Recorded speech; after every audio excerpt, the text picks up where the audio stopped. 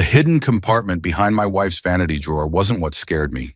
It was seeing my own signature on papers I'd never signed in my life. For about 10 seconds, I honestly thought I was having some kind of stroke.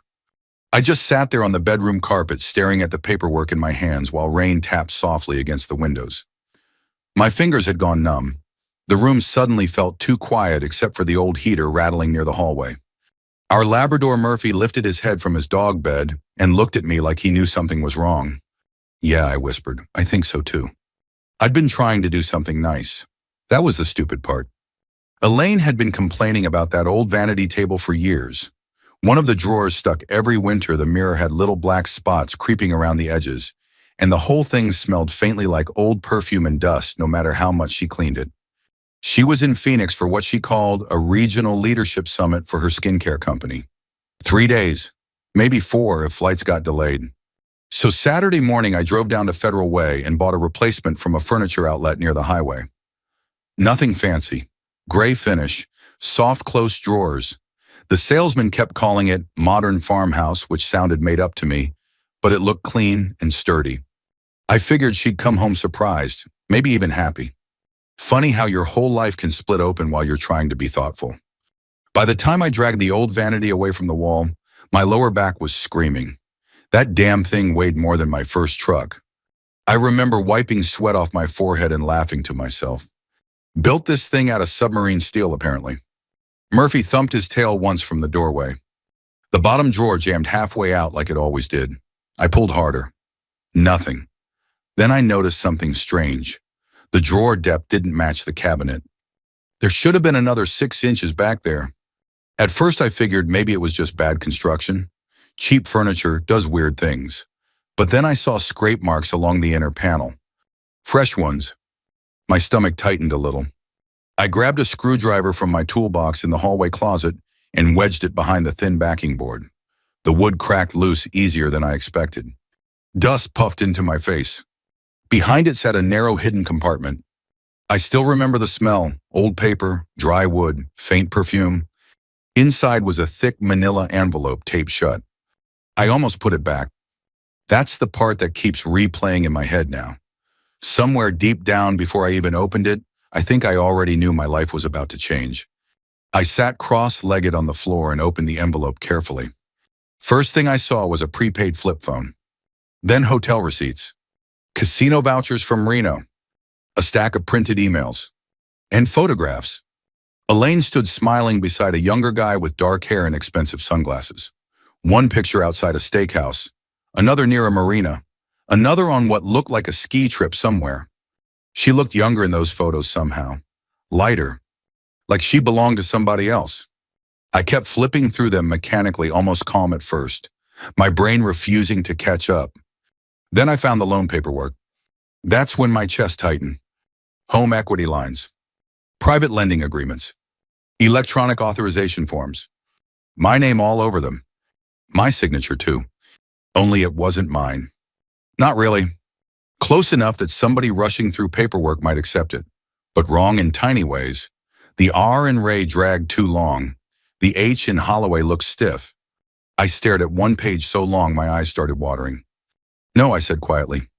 Murphy stood up slowly and walked over beside me. "No. No." The rain outside got heavier. I checked dates. The newest paperwork was only 3 months old. The oldest was almost 8 years back. 8 years. I leaned against the bed frame and suddenly realized I couldn't remember the last normal month in my marriage. The business trips. The phone always face down. The sudden interest in looking younger. The weird emotional distance that had slowly become our normal routine. Not fighting. Honestly, I almost wish we had fought more. Silence can hide things better than screaming ever could. I got up too fast and nearly lost my balance. Walked into the bathroom, splashed water on my face. I remember staring at myself in the mirror thinking how old I looked under that harsh light. Gray around the beard, wrinkles deeper than I realized. My Tacoma Transit fleece half zipped over an old t-shirt. I looked like a man somebody would cheat on in a pharmaceutical commercial.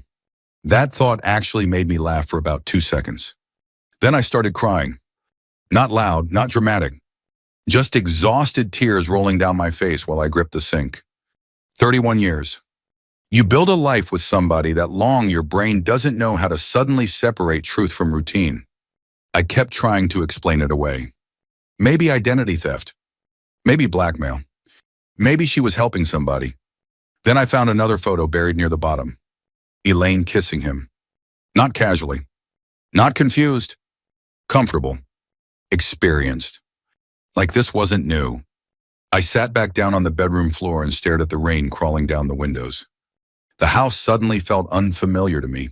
Same furniture, same hallway, same family pictures hanging beside the stairs.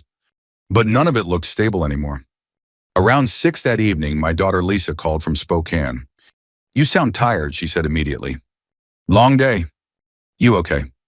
I almost told her everything. Instead, I said, "Just replacing furniture." Your mother's old Vanity fought back. She laughed softly. "Need me to come help?" "No," I said too quickly. "No, sweetheart, I'm all right." After we hung up, I sat there another hour with the paperwork spread across the bed beside me.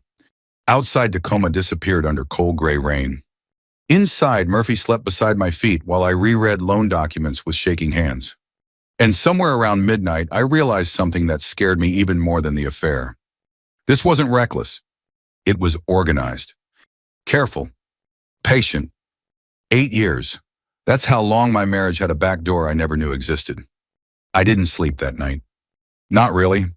I drifted off maybe 20 minutes at a time in my recliner downstairs, while old late-night infomercials played quietly on the television. Around 3 in the morning, Murphy climbed halfway into my lap like he used to after thunderstorms. By 6:30, I was already sitting in the parking lot outside Columbia Credit Union, with a paper cup of burnt coffee cooling between my hands. Tacoma looked washed out under low clouds, wet sidewalks, brake lights glowing red in morning traffic. Same city I'd driven through for decades, except now everything felt slightly crooked. Like one loose bolt had shaken the whole machine apart. I kept telling myself there had to be some explanation. Maybe Elaine had gotten manipulated into something stupid financially. Maybe she'd panicked. Maybe she planned to tell me eventually. Then I'd remember the photographs. That ended the excuses pretty quick. Donna Pierce had worked at the credit union almost as long as I'd been a member there. Mid-60s, sharp glasses, kind face. The type of woman who remembered your daughter's birthday and your dog's name. She smiled when I walked in. "Ray Holloway," she said. "You retired yet, or are they still making you crawl under buses?" "Still paying taxes, unfortunately." She laughed. "I didn't." Her smile faded a little. "You are right, Shawanan. You all right. I need to ask you something private." 10 minutes later, we sat in a small office with fake plants and a humming fluorescent light overhead. I slid the loan paperwork across the desk. Donna adjusted her glasses slowly while reading. The longer she looked, the quieter she got. Finally, she exhaled through her nose. "Oh, Ray. Tell me straight." She tapped one page carefully. These were processed electronically. Looks like the first one was around 8 years ago. She kept scrolling through her monitor. 35,000 initially. My stomach twisted. "There's more." Donna nodded reluctantly. "Quite a bit more." By the time she finished explaining, my mouth had gone dry. The loans had grown gradually over time. New accounts covering old balances, equity leverage, additional lines tied against property values. Almost $180,000 total exposure. I honestly thought I might throw up right there in her office. Donna lowered her voice. "These approvals likely used copied documentation and digital authorization forms. Honestly, Ray, somebody knew exactly what they were doing." I stared at the carpet for several seconds. Could Elaine have done this alone? Donna hesitated. I think somebody probably guided her. Outside, rainwater slid down the office window in crooked little streams. I suddenly remembered all those business trips. Phoenix, Denver, Sacramento, Reno. Always conferences, leadership retreats, product launches. God help me, I used to brag about her work ethic. After I left the credit union, I drove nowhere for almost an hour. Just circled Tacoma in silence. Past the shipyards. Past the waterfront. Past the old diner near South 38th, where Elaine and I used to eat pancakes after church before Lisa was born. Everything carried memories I suddenly didn't trust anymore. Around noon, I parked near the marina and called the attorney Donna recommended. Caroline Mays. Older woman, calm voice, no nonsense. She agreed to meet me that afternoon. Her office overlooked Commencement Bay, gray water, cargo cranes in the distance, a Seahawks calendar hanging beside a bookshelf. She listened without interrupting while I explained everything. Photos, loans, the hidden compartment, the fake signatures. When I finished, she folded her hands together and asked quietly, "Have you confronted your wife yet?" "No." "Good." That surprised me. "Good." "Yes," she said plainly, "because emotionally devastated people make terrible financial decisions." I let out a humorless laugh. "Well, that's comforting." Carolyn leaned back slightly. "Ray, I'm going to tell you something unpleasant. Affairs are emotional. Fraud is logistical. Your wife didn't stumble into this accidentally." That sentence hurt worse than I expected. Not because it was cruel, because it sounded true. She advised me not to say anything yet. "Understand the scope first," she said. "Money disappears fast once people panic." That night, I started checking Elaine's old travel confirmations. Most were still buried in shared email folders. The deeper I looked, the stranger things became. Several conference websites no longer existed. One hotel invoice had formatting errors. Another listed meeting rooms that belonged to a completely different hotel chain. I sat at the kitchen table until nearly midnight, piecing dates together, while Murphy snored beside the refrigerator. Then I found him. Derek Molina, 41 years old, originally from Reno. Social media full of expensive whiskey nightclub photos, leather jackets, rented boats, motivational quotes written by people with unpaid taxes. A man trying very hard to look successful. Business records showed lawsuits, failed ventures, debt problems, and somehow my wife had been quietly pouring money into his life for years. I clicked through pictures of them together until my vision blurred. At one point, I opened a bottle of bourbon I'd been saving since Christmas and poured 2 fingers into a glass. Then another. By 1 in the morning, I was sitting in my pickup outside the marina, listening to George Strait while rain tapped against the windshield. That's when I finally broke a little. Not dramatic. No yelling. I just covered my mouth with one hand and cried silently, like an exhausted old man who suddenly realized he'd missed half his own marriage. The worst part wasn't even the cheating. It was understanding how carefully she'd hidden her real life from me. At some point, my phone buzzed with a cloud sync notification from Elaine's tablet upstairs. I almost ignored it. Instead, I opened the audio file. Derek's voice came through first, laughing. "Your husband still doesn't suspect anything." Elaine laughed softly too. "He barely notices when I repaint a room." Then Derek again. "Retirement money's paying for margaritas this weekend, sweetheart." I turned the audio off immediately. Couldn't breathe for a second. I actually thought about driving straight to Reno that night. Instead, I sat there until nearly 3 in the morning, staring at dark water beyond the marina lights. The next afternoon, another email arrived. Automated county records notification. Normally, I ignored those. This one made my blood run cold. 6 years earlier, after shoulder surgery, I'd signed broad property authorization paperwork, allowing Elaine temporary handling access while I recovered on pain medication. I barely remembered it. Now I understood why she'd wanted those forms. Attached to the email was preliminary transfer activity involving the fishing cabin near Astoria. My father's cabin. The one where I taught Matt to fish before we buried him at 23. I sat frozen in my kitchen chair for a long time after reading it. Murphy rested his head on my knee. And for the first time since opening that hidden compartment, anger finally pushed through the grief. Not loud anger. Worse. Cold anger. The kind that settles in slowly. The worst part wasn't realizing she lied to me. It was realizing how completely she'd planned for me not to notice. The first thing Caroline told me after reviewing the cabin paperwork was not to do anything stupid. That probably sounds obvious. But when somebody touches the last piece of your dead son still attached to this earth, your brain starts offering terrible ideas like they're reasonable suggestions. I was sitting in her office again on a gray Thursday afternoon, while ferries moved slowly across Commencement Bay outside the windows. "She can't legally transfer ownership without additional approvals," Caroline said calmly, but she was absolutely positioning herself to. I rubbed both hands over my face. That cabin belonged to my father. "I know. My son grew up there. Caroline nodded once. And that's exactly why you need to stay patient. Patient. I hated that word by then. Still, she was right. The smarter move wasn't confrontation, it was documentation. So that's what I did. I froze our unused lines of credit, moved the business emergency reserve into a protected account tied solely to the transit maintenance company pension structure, changed beneficiary paperwork, copied every email invoice and bank statement onto a hard drive Caroline gave me.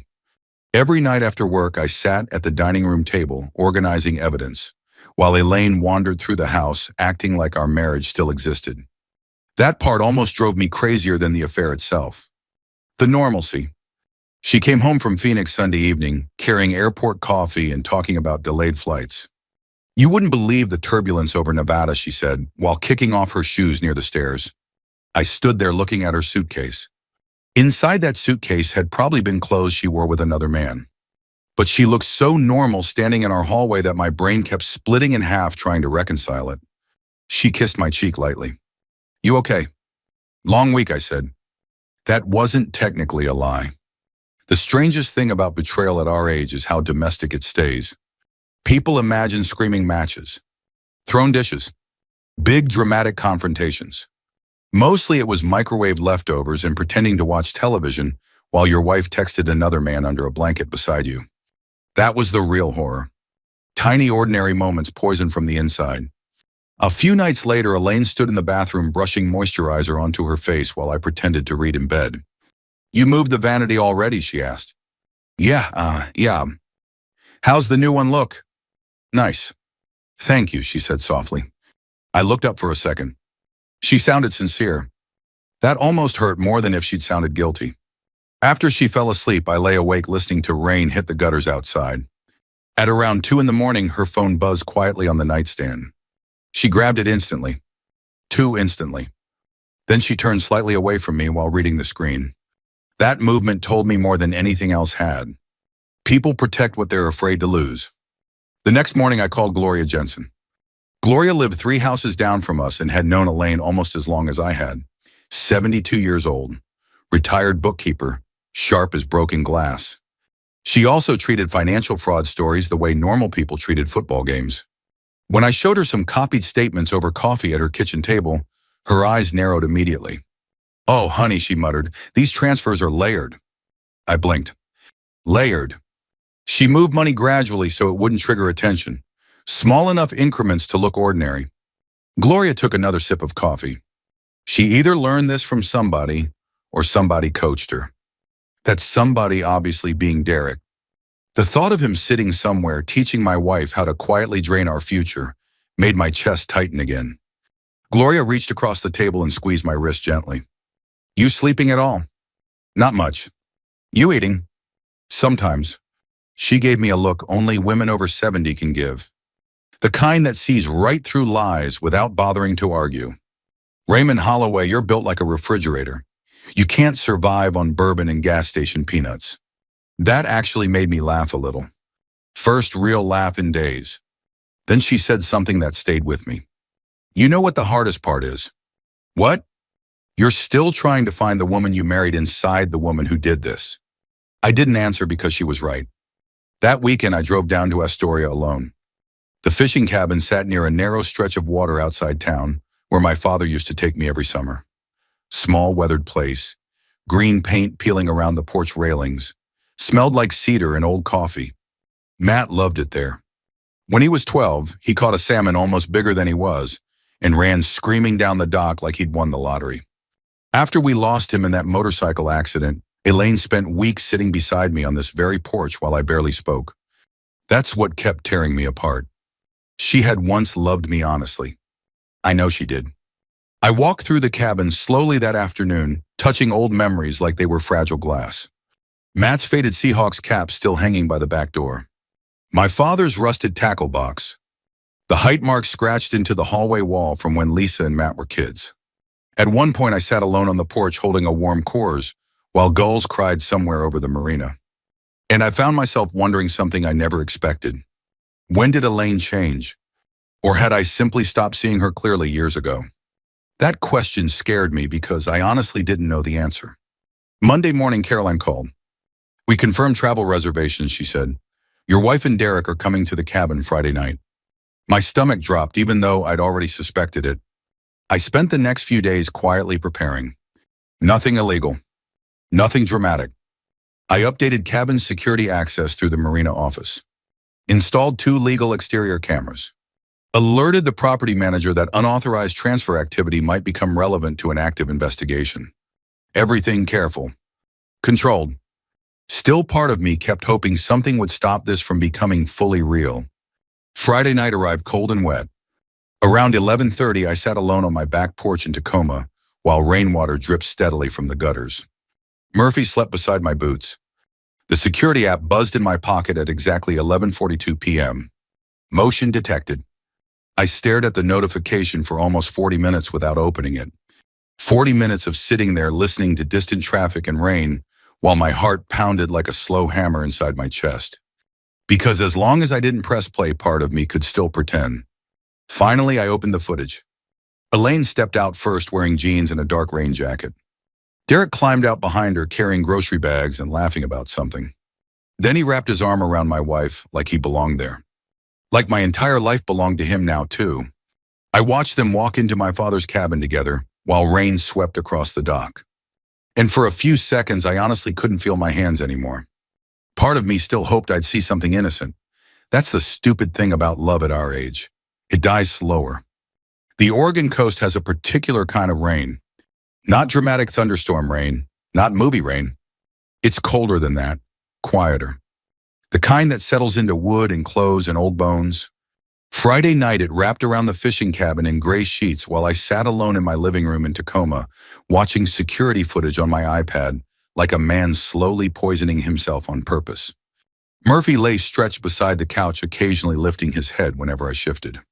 On screen, Derek uncorked a bottle of wine, while Elaine unpacked groceries in the kitchen my father built with his own hands in 1978. The sight of her standing there nearly made me shut the whole thing off. Because for a few moments they looked ordinary. That's what affairs do to people eventually. They stop looking scandalous and start looking domestic, which somehow feels worse.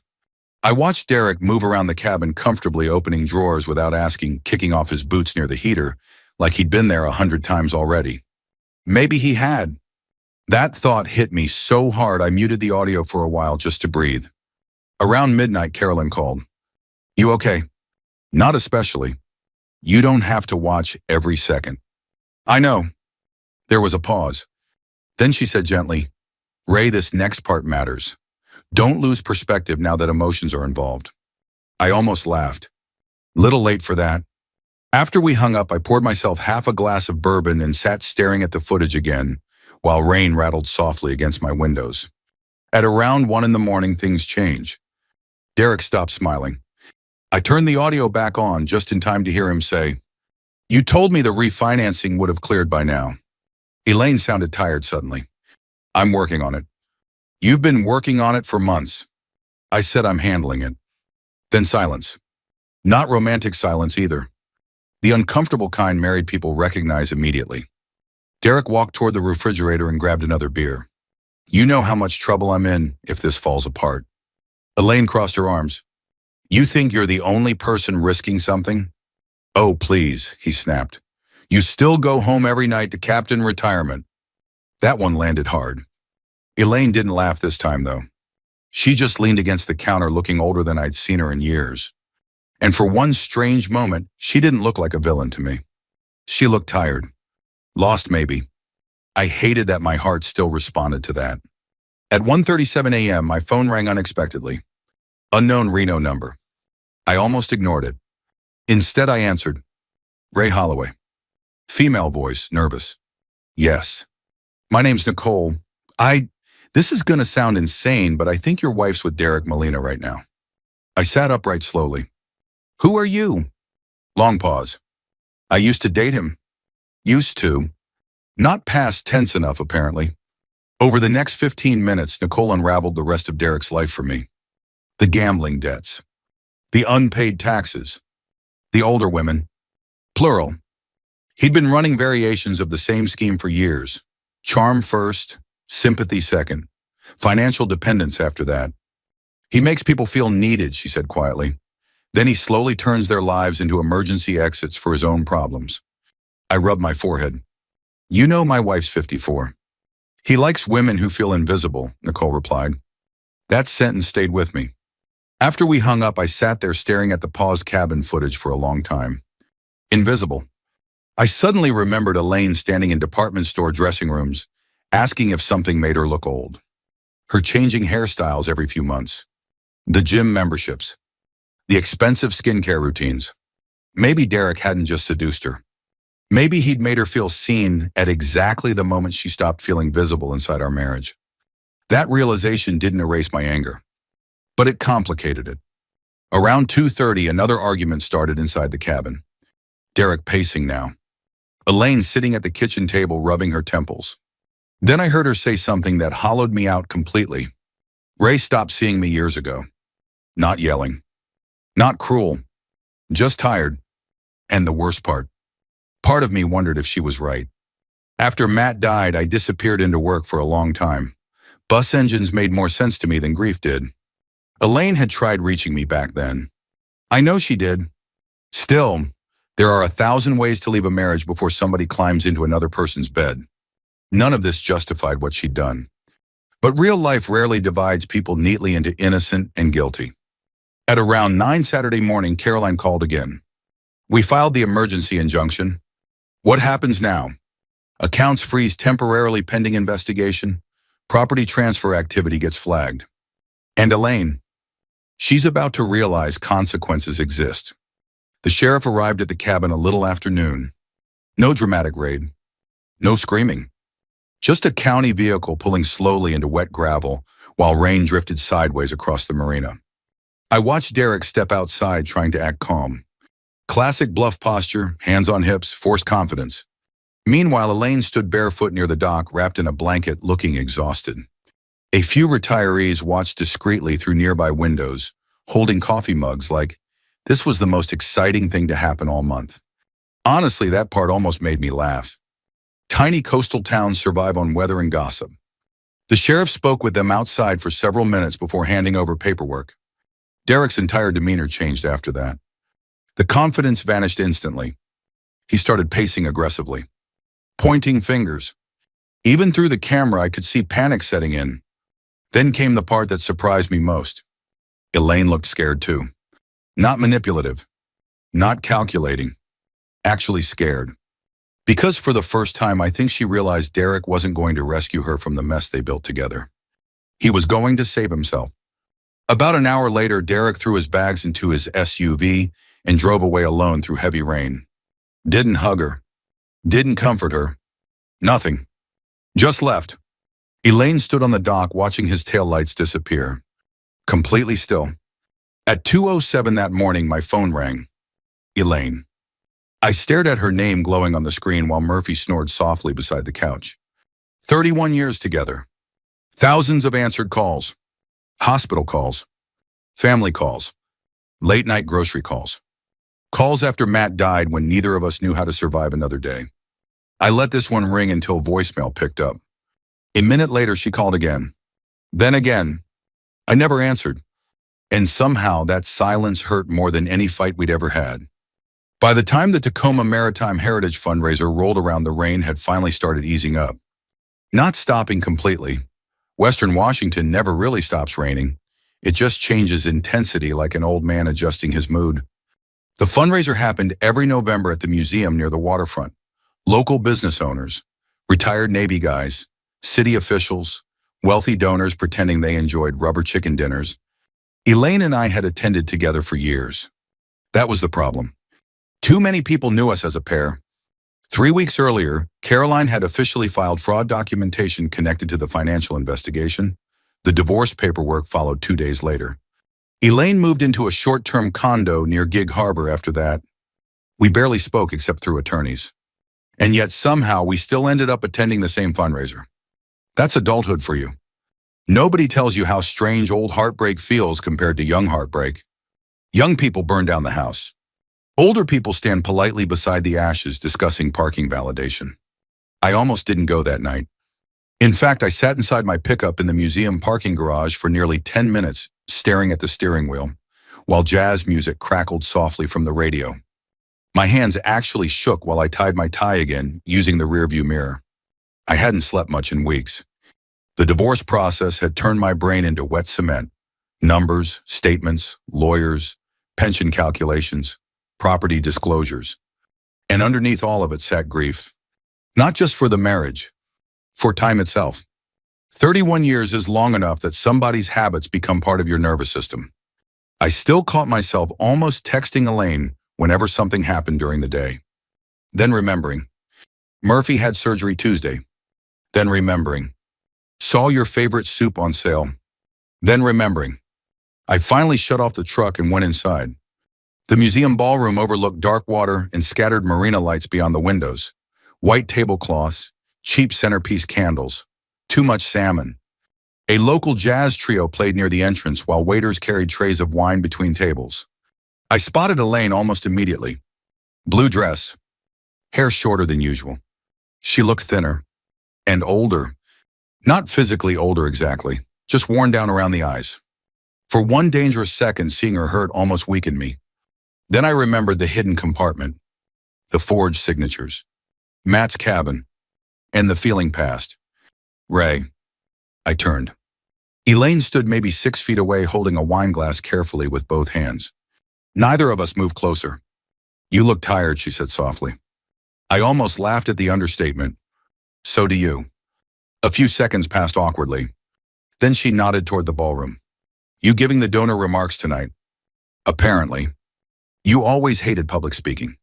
Still do. That almost earned a smile from her. Almost. Then somebody across the room called her name, and she stepped away. Watching her walk off hurt in ways I can't fully explain. Because even after everything, my brain still recognized her as home sometimes. That's the ugly truth nobody talks about after long marriages collapse. Love doesn't leave all at once. It rots slowly. The dinner itself passed in a blur of polite conversations and meaningless small talk. A retired port commissioner spent 15 minutes telling me about salmon populations. Somebody else asked if I planned on fully retiring next year. I answered questions automatically while barely hearing myself speak. Then came the donor recognition segment. I stood near the podium waiting while the event coordinator introduced me. My pulse hammered so hard I could feel it in my neck. I almost backed out. Then I saw Elaine watching from across the ballroom. And suddenly I knew I needed to finish this. Not dramatically. Not cruelly.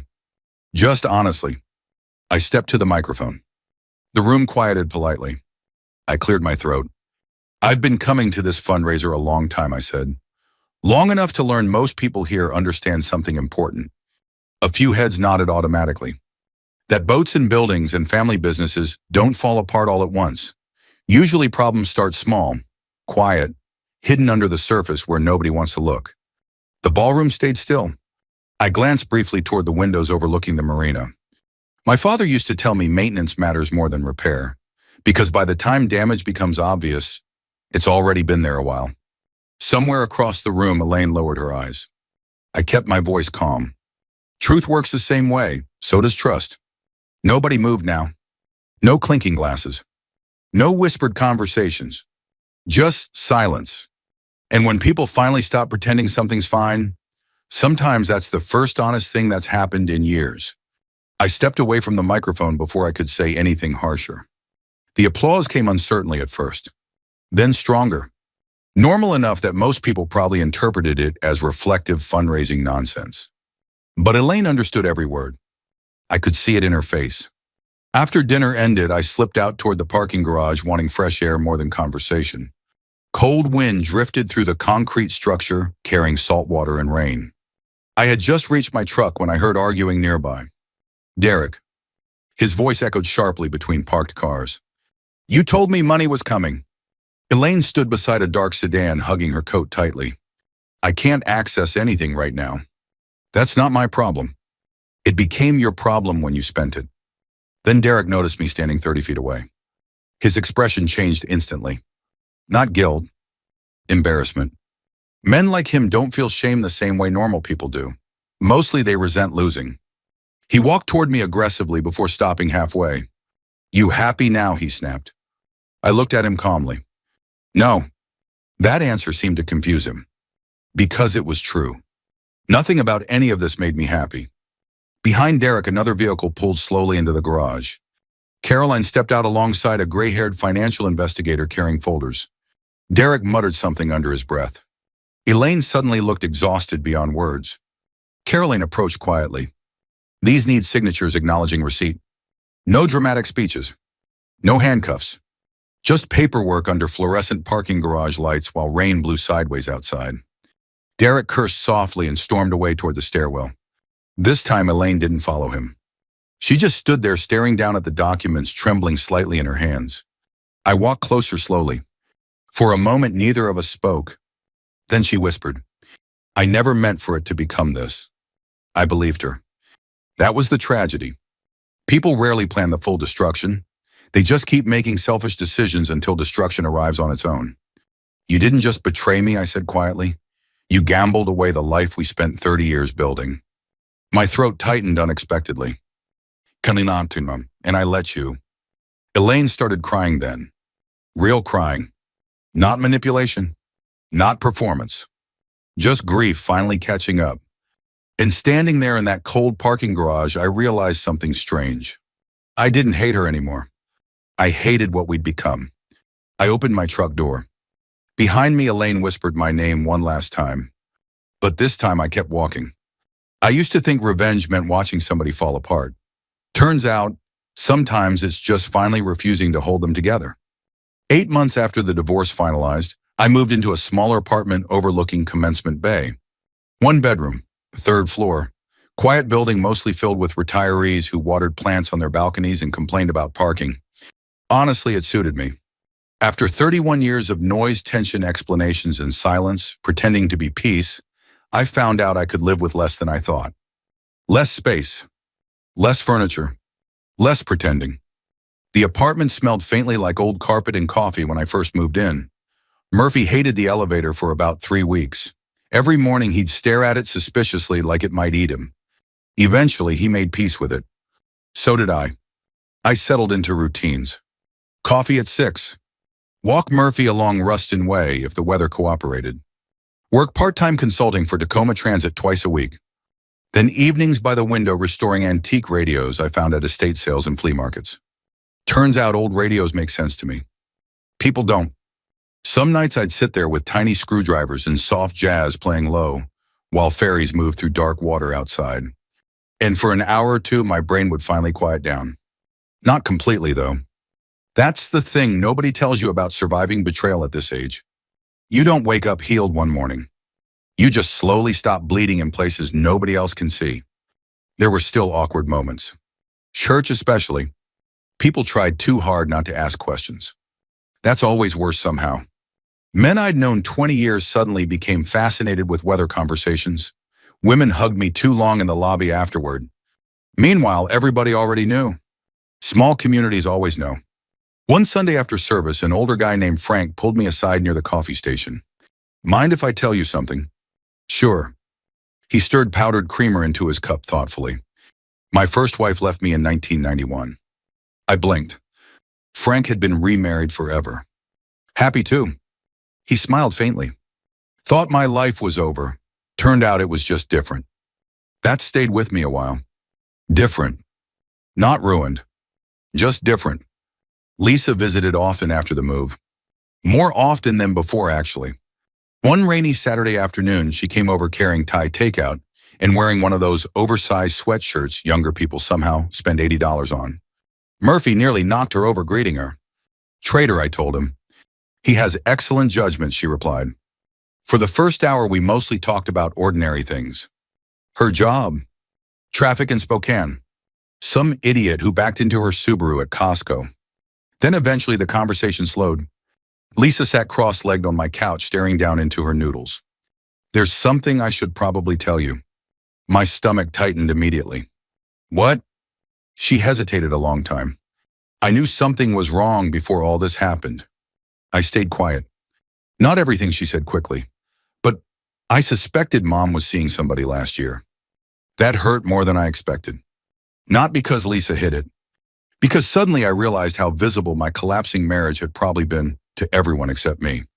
I didn't know what to do, she whispered. I kept hoping I was wrong. I nodded slowly. I probably would have done the same thing. She looked relieved enough that it broke my heart a little. You're not angry. At you, I shook my head. No. Then after a moment, I added quietly, I think everybody was trying to protect something. That included me. Especially me. A week before Christmas, Elaine called. First time we'd spoken directly in nearly 2 months.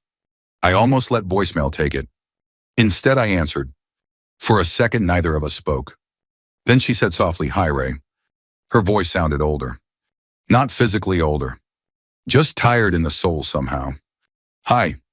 Outside my apartment window, rain drifted across the bay while Murphy snored beside the couch heater. I wasn't sure you'd answer. Neither was I. A weak little laugh came through the phone. Then silence again. Finally, she said, I drove past the old house yesterday. That hit harder than expected.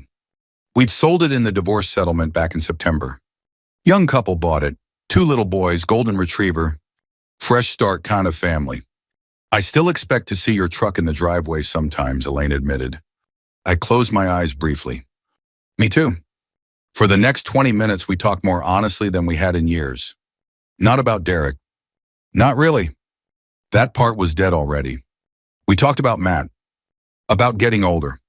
About how easy it is for loneliness to slowly move into a marriage without either person admitting it out loud. At one point, Elaine quietly said something I still think about. I spent years feeling invisible, Ray, and instead of telling you honestly, I went looking for somebody who made me feel young again. I stared out at dark water beyond the apartment windows. I know. You should hate me. I tried. That earned another small, sad laugh. Then she started crying softly. Not dramatically. Just tired grief from somebody who finally ran out of ways to avoid herself. Before hanging up, she said, I did love you. I swallowed hard. I know you did. After Christmas, I finally unpacked the old vanity mirror frame from storage. Not the mirror itself, just the wooden frame. The glass had cracked during the move.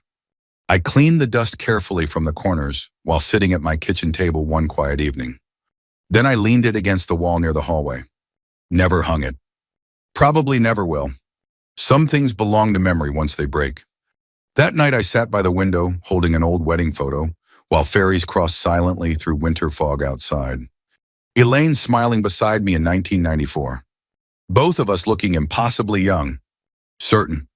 Safe.